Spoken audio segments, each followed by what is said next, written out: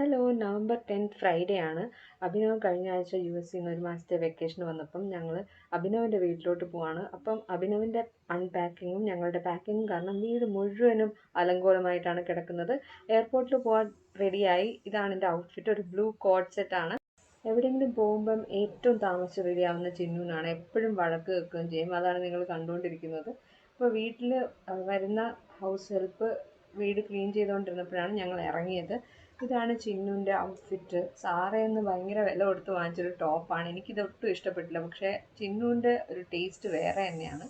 അഭിനവ് എൻ്റെയും അഭിനവിൻ്റെയും suit case വലിച്ചുകൊണ്ട് വരികയാണ്. ഞാനിവിടെ വ്ളോഗൊക്കെ എടുത്ത് ഇങ്ങനെ ലിഷേർലി ആയിട്ടാണ് നടക്കുന്നത്. ക്യാബിലിരുന്നു നമ്മൾ എയർപോർട്ടിലോട്ട് പോവുകയാണ്. എയർപോർട്ടിൽ നല്ല തിരക്കുണ്ടായിരുന്നു. ഫ്രൈഡേ ആയത് കാരണം തിരക്ക് കാണില്ല ഞാൻ വിചാരിച്ചു. പക്ഷെ അങ്ങനെയല്ല. ഇപ്പോൾ സെക്യൂരിറ്റി ചെക്ക് ഇൻ ഒക്കെ കഴിഞ്ഞിട്ട് ഒരുപാട് നേരം ഉണ്ടായിരുന്നു. അപ്പോൾ വെറുതെ അവിടെ ഇങ്ങനെ ഇരിക്കുകയാണ്, അങ്ങോട്ടും ഇങ്ങോട്ടും നടക്കുന്നുണ്ട്.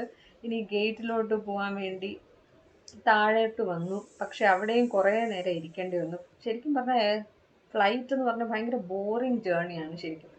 അപ്പം ബസ് വന്നു. ടെർമിനലിൽ നിന്ന് നമ്മളെ ഫ്ലൈറ്റിൻ്റെ അവിടോട്ട് കൊണ്ടുപോകുന്ന ട്രാൻസ്ഫർ ബസ്സാണിത്. ഫ്ലൈറ്റിൽ ബോർഡ് ചെയ്യാൻ തുടങ്ങി. ഫ്ലൈറ്റ് നല്ല ഇൻഡിഗോയുടെ ഫ്ലൈറ്റാണ്. അപ്പം വേറൊരു ഫ്ലൈറ്റും ഇപ്പം അധികം ഓപ്ഷനൊന്നും കാണാറില്ല. ഇൻഡിഗോ മാത്രമാണ് എപ്പോഴും ഡൊമസ്റ്റിക് ഫ്ലൈറ്റിൽ നമുക്ക് കിട്ടുന്നത്. അപ്പം ചിന്നുവും ഞാനും അടുത്തടുത്താണ് ഇരുന്നത്. ചിന്നുവിന് വിൻഡോ സീറ്റ് വേണമെന്ന് പറഞ്ഞുകൊണ്ട് ഞാൻ ബോറടിച്ച് ഇടയ്ക്കിരിക്കുകയായിരുന്നു. അപ്പോൾ ഞാനൊരു ഡയറ്റ് കോക്കും പിന്നെ എൻ്റെ ഫേവറേറ്റ് വ്ളോഗേഴ്സിൻ്റെ വീഡിയോ ഒക്കെ കണ്ടിരുന്നു. അങ്ങനെ ഹൈദരാബാദ് വന്ന് ലാൻഡ് ചെയ്തു. അവിടെ നിന്ന് ട്രാൻസ്ഫർ ഉണ്ട്. ഞങ്ങൾ ജബൽപൂരോട്ടാണ് പോകുന്നത്. ചെന്നൈ ടു ഹൈദരാബാദ്, അവിടുന്ന് ജബൽപൂറാണ് പോകുന്നത്. അപ്പം ഈ ഹൈദരാബാദ് എയർപോർട്ട് അടിപൊളിയാണ്. ഒരുപാട് ഷോപ്സ് ഒക്കെ ഉണ്ട് അവരുടെ ഗേറ്റിൻ്റെ അവിടെ. പക്ഷേ അഭിനവ് ഒന്നും ചെക്ക് ചെയ്യാൻ സമ്മതിച്ചില്ല. ഞാനും ചിന്നുമായിരുന്നെങ്കിൽ ഞങ്ങൾ കുറച്ചൊക്കെ എക്സ്പ്ലോർ ചെയ്തിട്ടായിരിക്കും പോകുന്നത്. പക്ഷെ പുള്ളി സമയമായി എന്ന് പറഞ്ഞിട്ട് നമ്മളെ തിരക്ക് പിടിച്ചുകൊണ്ടിരുന്നതുകൊണ്ട് നമുക്കൊന്നും ചെക്ക് ചെയ്യാൻ പറ്റിയില്ല. കണ്ടോ, മിനിസമാണ് ഈ കാണുന്നത്. ശരിക്കും ഒരു ഷോപ്പിംഗ് മോൾ പോലെയാണ് ഹൈദരാബാദിന്റെ എയർപോർട്ട് ഗേറ്റ് കാണാൻ. ചെന്നൈ ഇങ്ങനെയൊന്നും അല്ല. അത് കാരണം എനിക്ക് ഭയങ്കര അസൂയായിരുന്നു. എന്തായാലും ഞങ്ങൾ ചാട്ടാണ് കഴിച്ചത്. കാരണം ആർക്കും അത്ര വിശപ്പില്ലായിരുന്നു. പിന്നെ ഒരു വല്ലാത്തൊരു സമയത്താണ് നമ്മൾ കഴിച്ചത്. അപ്പോൾ ബോറടിച്ചവിടെ ഗേറ്റിൻ്റെ അവിടെ ഇത്തിരിക്കുകയായിരുന്നു. എന്നിട്ട് ട്രാൻസ്ഫർ ബസ് വന്നപ്പോഴത്തേനും ശരിക്കും നല്ല ആശ്വാസമായിരുന്നു. അതിൻ്റെ അകത്ത് കയറി ഇപ്പം ഫ്ലൈറ്റിൻ്റെ അടുത്തോട്ട് പൊയ്ക്കൊണ്ടിരിക്കുകയാണ്. ഈ ഹൈദരാബാദിൽ നിന്ന് ജബൽപൂരോട്ട് പോകുന്ന ഫ്ലൈറ്റ് വളരെ ചെറിയൊരു എയർക്രാഫ്റ്റ് ആണ്. അപ്പോൾ അതിൻ്റെ അകത്ത് രണ്ട് സീറ്റായിട്ടേ ഉള്ളൂ. മറ്റേ എയർക്രാഫ്റ്റ്സ് പോലെ വലുതല്ല ഇത്.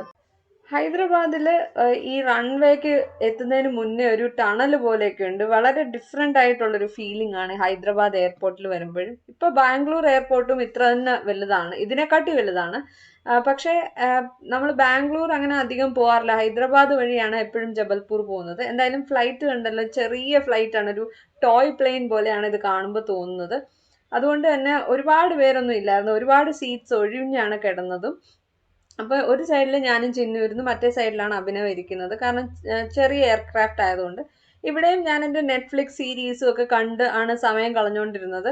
2 മണിക്കൂറുണ്ട് ജേർണി. എന്തായാലും ഒരു 7 മണി അടുത്തപ്പോഴത്തേനും ഞങ്ങൾ ജബൽപൂർ എത്തി. എന്നിട്ട് ടെർമിനലിലോട്ട് പോവാണ്. ദിവാലി ആയതുകൊണ്ടാണ് നമ്മൾ ജബൽപൂരോട്ട് വന്നത് തന്നെ.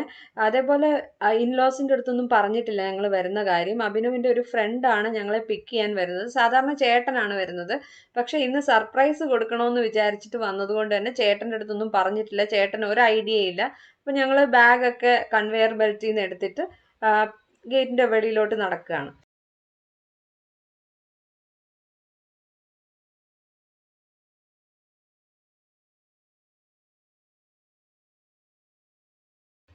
ലാസ്റ്റ് ടൈം നമ്മൾ ഇവിടെ വന്നത് 3 പേരും കൂടെ ഒരുമിച്ച് വന്ന സമയത്ത് ഈ പിക്ക് ചെയ്യാൻ വന്ന ഫ്രണ്ടിൻ്റെ ലൈഫിൽ ഒരു വലിയ ട്രാജഡി നടന്ന സമയമായിരുന്നു. പുള്ളിയുടെ വൈഫ് പെട്ടെന്ന് സെറിബ്രൽ ഹെമറേജ് വന്ന് മരിച്ചുപോയി. തീരെ പ്രതീക്ഷിക്കാതെയാണ് മരിച്ചത്. അതുകൊണ്ട് പുള്ളിയെ ഫേസ് ചെയ്യുമ്പം തന്നെ നമുക്കൊരു ഭയങ്കര വിഷമമാണ്. പക്ഷെ പുള്ളി അഭിനവിൻ്റെ സ്കൂൾ ഫ്രണ്ടാണ്. അതുകൊണ്ട് അവർ തമ്മിൽ ഭയങ്കര ക്ലോസ് ആണ്. അങ്ങനെ പുള്ളി വന്നു. അപ്പം നമ്മൾ പുള്ളിയുടെ കാറിൻ്റെ അടുത്തോട്ട് പൊയ്ക്കൊണ്ടിരിക്കുകയാണ്. ഒരു ടിപ്പിക്കൽ നോർത്ത് ഇന്ത്യൻ ഹൗസ് ഹോൾഡാണ്. പഴയ വീടാണിത്. അഭിനവിന്റെ അപ്പൂപ്പൻ ഉണ്ടാക്കിയ വീടാണ്. അപ്പോൾ ഇതാണ് ഇവരുടെ ഡ്രോയിങ് റൂം. അപ്പോൾ ഞങ്ങൾ വന്ന സമയത്ത് ഞാൻ വീഡിയോ എടുക്കാൻ മറന്നുപോയി, സർപ്രൈസിന്റെ ബഹളത്തിൽ. ഇതാണ് എൻ്റെ mother in law, brother in law, Chinnu, Abhinav ഒക്കെ ഇരുന്ന് സംസാരിക്കുകയാണ്. അതിൻ്റെ ഇടയ്ക്കൂടെ ഞാൻ വീഡിയോ എടുത്തോണ്ടിരിക്കുക. ചിന്നുവിനൂടെ വരുമ്പോൾ ഭയങ്കര സന്തോഷമാണ്.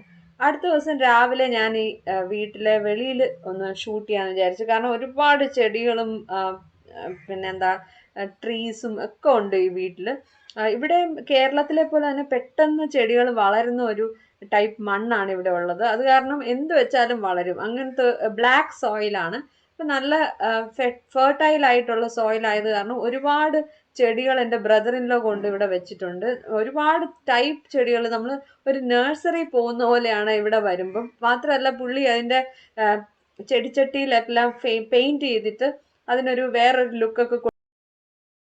ഇവിടുന്ന് ഒരുപാട് ചെടികൾ ഞാൻ കൊണ്ടുപോയി ചെന്നൈ കൊണ്ടുപോയി അതിനെ കൊന്നിട്ടുണ്ട്. അതുകൊണ്ട് ഞാൻ വീണ്ടും ആ ഒരു പാതകം ചെയ്യണ്ടെന്ന് വിചാരിച്ചിട്ട് ജസ്റ്റ് ഫോട്ടോയും വീഡിയോ ഒക്കെ എടുത്തിട്ട് സംതൃപ്തി അടയുകയാണ്. പിന്നെ ഇവിടെ ഒരുപാട് ലൈറ്റിംഗ് ഒക്കെ ചെയ്തിട്ടുണ്ട്. പക്ഷെ ഇത് രാത്രിയിലാണെങ്കിലേ മനസ്സിലാവുള്ളൂ. കാരണം പകല് എന്താണ് സൂര്യന്റെ വെളിച്ചം ഉള്ളത് കൊണ്ട് അത് മനസ്സിലാവില്ല. അപ്പൊ രാത്രിയിലെ കാണിക്കാം. ഇവിടെ എല്ലാ വീട്ടിലും ഇങ്ങനെ ലൈറ്റ്സും പിന്നെന്താണ് ദീപങ്ങൾ തെളിച്ചു വെച്ചിട്ടും ഒക്കെ ഭയങ്കര രീതിയിലാണ് ദിവാലി ആഘോഷിക്കുന്നത്. പക്ഷെ എനിക്ക് ദിവാലിയിൽ ഇഷ്ടമില്ലാത്തൊരു കാര്യം പടക്കമാണ്. എനിക്ക് ഭയങ്കര പേടിയാണ് പടക്കം. ഞാൻ ആകെ കമ്പിത്തിരി മാത്രമേ കത്തിക്കുള്ളൂ. പക്ഷെ ചിന്നുവിന് ഇവിടെ വരാനുള്ള ഇഷ്ടം തന്നെ ഈ ഒരു ആഘോഷം കാരണമാണ്.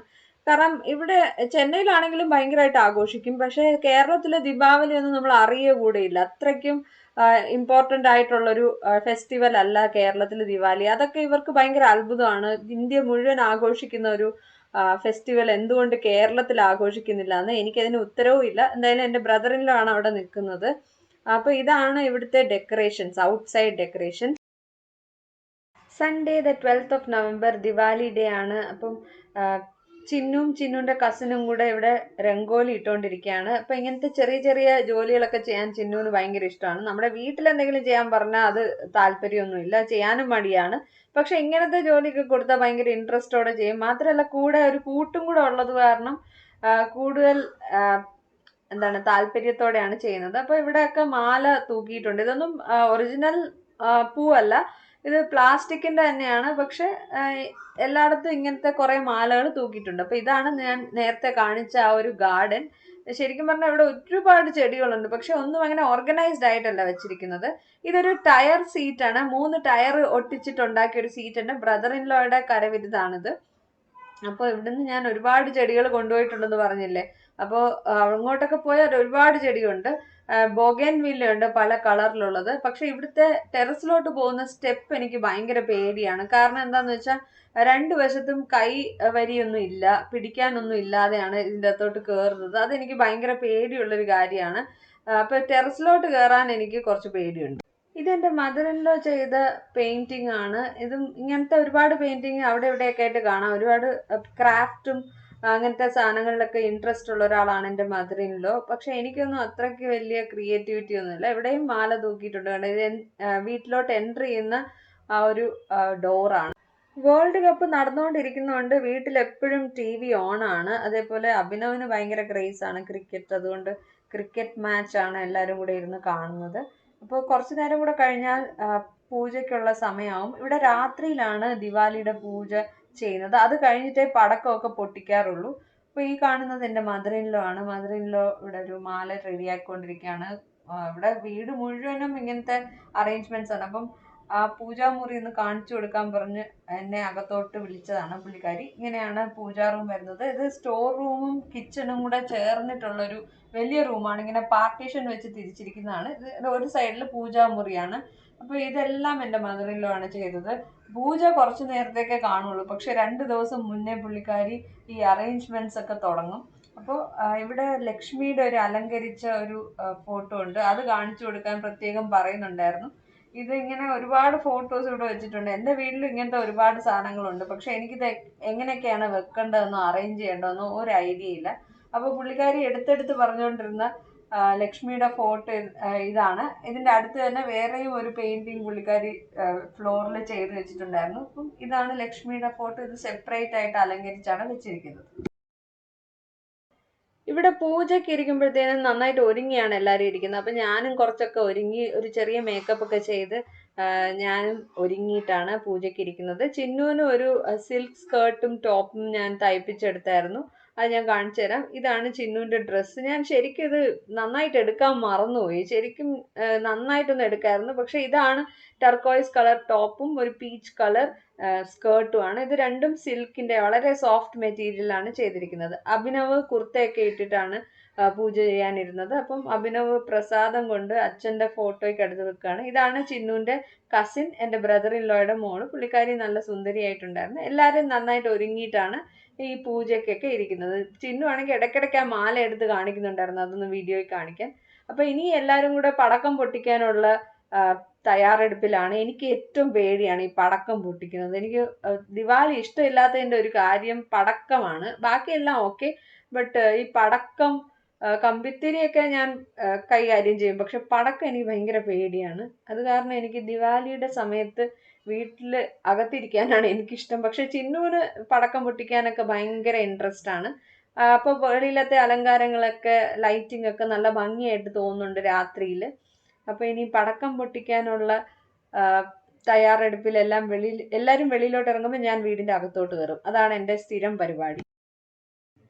ഇപ്പൊ കാണുന്നത് എൻ്റെ ബ്രദർ ഇൻ ലോയും ബ്രദർ ഇൻ ലോയുടെ വൈഫുമാണ്. ഈ ബ്രദർ ഇൻ ലോയുടെ വൈഫ് ശരിക്കും ഇവരുടെ തന്നെ ഒരു റിലേറ്റീവ് ആണ്. സാധാരണ നോർത്ത് ഇന്ത്യൻസ് അങ്ങനെ കല്യാണം കഴിക്കാറില്ല. പക്ഷെ ഈ ഒരു കേസ് ഡിഫറെൻ്റ് ആണ്.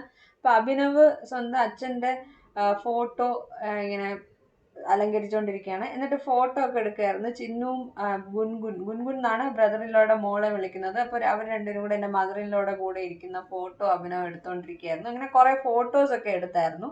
അപ്പോൾ ചിന്നും എനിക്ക് ഫോട്ടോ എടുക്കണമെന്ന് പറഞ്ഞിട്ട് ചിന്നു അഭിനവിനെയും ചേട്ടനെയും കൂടെ അമ്മയുടെ കൂടെ പിടിച്ചിരുത്തി അങ്ങനെയും ഫോട്ടോ എടുത്തു. അങ്ങനെയൊക്കെ കുറേ ഫോട്ടോ സെഷനൊക്കെ കഴിഞ്ഞിട്ടാണ് പതുക്കെ പടക്കം പൊട്ടിക്കുന്ന ചടങ്ങിലോട്ട് കടന്നത്. പടക്കം എടുത്തു തുടങ്ങിയപ്പോഴേ ഞാൻ കുറച്ച് പുറകിലോട്ട് വലിഞ്ഞു. ചിന്നുമൊക്കെ ഡ്രസ്സ് ചേഞ്ച് ചെയ്ത്, കാരണം സിൽക്ക് സ്കേർട്ടൊക്കെ ഇട്ടിട്ട് പടക്കം പൊട്ടിക്കുന്നത് വളരെ ഡേഞ്ചറസ് ആണ്. അപ്പം നിങ്ങളും ഇങ്ങനത്തെ ആഘോഷങ്ങളൊക്കെ ചെയ്യുന്ന ആളാണെങ്കിൽ കോട്ടൺ ഡ്രസ്സ് മാത്രം ഇട്ടിട്ട് ചെയ്യുക. സിന്തറ്റിക് ആയിട്ടുള്ള ഡ്രസ്സോ അല്ലെങ്കിൽ സിൽക്ക് ഒന്നും ഇട്ടിട്ട് ഒരിക്കലും പടക്കം അല്ലെങ്കിൽ ഫയർ വർക്ക്സ് ഒന്നും ഹാൻഡിൽ ചെയ്യാതിരിക്കുക. അപ്പൊ ഇത്രയേ ഉള്ളൂ ഇന്നത്തെ വ്ളോഗ്. ഞാൻ ഈ ഗോപ്രോ ആദ്യമായിട്ടാണ് ഹാൻഡിൽ ചെയ്യുന്നത്, അതുകൊണ്ട് പല സെറ്റിങ്സും എനിക്കറിയില്ല. അതിന്റെ പ്രശ്നങ്ങളെല്ലാം വ്ളോഗിലുണ്ട്. പക്ഷേ നിങ്ങൾ ക്ഷമിക്കണം. അപ്പോൾ അടുത്ത പ്രാവശ്യം നമുക്ക് അടിപൊളിയാക്കാം. അപ്പോൾ ഈ വീഡിയോ ഇഷ്ടപ്പെട്ടാൽ ലൈക്ക് ചെയ്യുക, ചാനൽ ഇഷ്ടപ്പെട്ടാൽ സബ്സ്ക്രൈബ് ചെയ്യുക. അടുത്ത വീഡിയോയിൽ കാണാം. Take care and bye bye.